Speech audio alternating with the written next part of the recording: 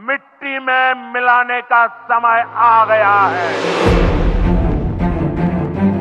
কাশ্মীরের পেহেলগামে হামলার ঘটনায় কার্যত বিভক্ত হয়ে যাচ্ছে আন্তর্জাতিক শক্তি। এরই মধ্যে হামলার জবাবে পাকিস্তানে বড় আঘাত হানতে জোরে সোরে প্রস্তুতি চালাচ্ছে ভারত। টানা মহড়া চলছে জল, স্থল আর আকাশে। ভারতের হামলার শঙ্কায় পাকিস্তানে থাকা রুশ নাগরিকদের সতর্কবার্তা পাঠালেন প্রেসিডেন্ট ভ্লাদিমির পুতিন। এই নির্দেশনা জারি করেছে ইসলামাবাদে থাকা মস্কো দূতাবাস। পুতিনের বিশেষ সতর্কবার্তায় এটা স্পষ্ট যে পাকিস্তানে কিছু একটা ঘটতে চলেছে, যা অত্যন্ত ভয়ঙ্কর, আর সেটি ঘটাবে মোদি সরকার। ভারতের এমন আগ্রাসী পরিকল্পনায় বসে থাকবে না পাকিস্তানও। ইসলামাবাদ পাল্টা আঘাত হানলে বেঁধে যাবে সর্বাত্মক যুদ্ধ।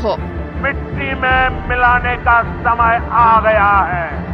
পাক ভারত সংঘাতের আবহে রুশ নাগরিকদের আপাতত ভ্রমণ থেকে বিরত থাকতে বলেছে মস্কো। 25 এপ্রিল এই বিষয়ে সতর্কতা জারি করে ক্রেমলিনের দূতাবাস। রুশ ভাষায় লেখা ওই উপদেশনামায় পাক ভূমিতে থাকা নাগরিকদের দ্রুত দেশে ফেরার পরামর্শ দেওয়া হয়েছে। সেখানে বলা হয়েছে, ভারত পাকিস্তান সম্পর্কের দ্রুত অবনতি ঘটছে। ক্রমাগত যুদ্ধের হুমকিও দিয়ে যাচ্ছেন দুই দেশের নেতারা। বর্তমান পরিস্থিতিতে রুশ নাগরিকদের জন্য পাকিস্তান মোটেই সুরক্ষিত নয়। সে কারণে দেশটিতে আপাতত ভ্রমণ না করতেই বলা হয়েছে, যদিও এমন কোনো আদেশ জারি করেনি নয়াদিল্লির মস্কো দূতাবাস।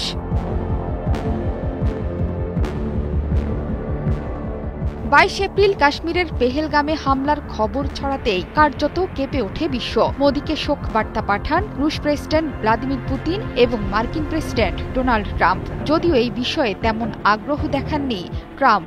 তার মধ্যে পাকিস্তান এবং ভারত দুই দেশই যুক্তরাষ্ট্রের বন্ধু রাষ্ট্র। হাজার বছরের এই সংকটের সমাধান তারা নিজেরাই করতে পারবে। তবে পুতিন লিখেছেন, সন্ত্রাসবাদের বিরুদ্ধে লড়াইয়ে ভারতের অংশীদারদের সঙ্গে যোগাযোগ আরো মজবুত এবং জোরদার করতে প্রস্তুত রাশিয়া। এই অপরাধের কোনো ক্ষমা নেই, তারা তাদের প্রাপ্য শাস্তি পাবেই। যুদ্ধের প্রস্তুতি হিসেবে স্থল, পানি এবং আকাশে তীব্র মহড়া চালাচ্ছে ভারত বাহিনী, যার নাম অপারেশন আক্রমণ। শুধু তাই নয়, ভারতের রাফাল যুদ্ধ বিমানকে ধীরে ধীরে পশ্চিম সীমান্তে মোতায়েনের নির্দেশ দিয়েছে প্রতিরক্ষা মন্ত্রণালয়। বসে নেই পাকিস্তানও। সীমান্তে সৈন্য বৃদ্ধি করেছে ইসলামাবাদ। পাশাপাশি আমেরিকার তৈরি F-16 যুদ্ধ বিমানকে নিয়ন্ত্রণ রেখার কাছে মোতায়েন করেছে দেশটি।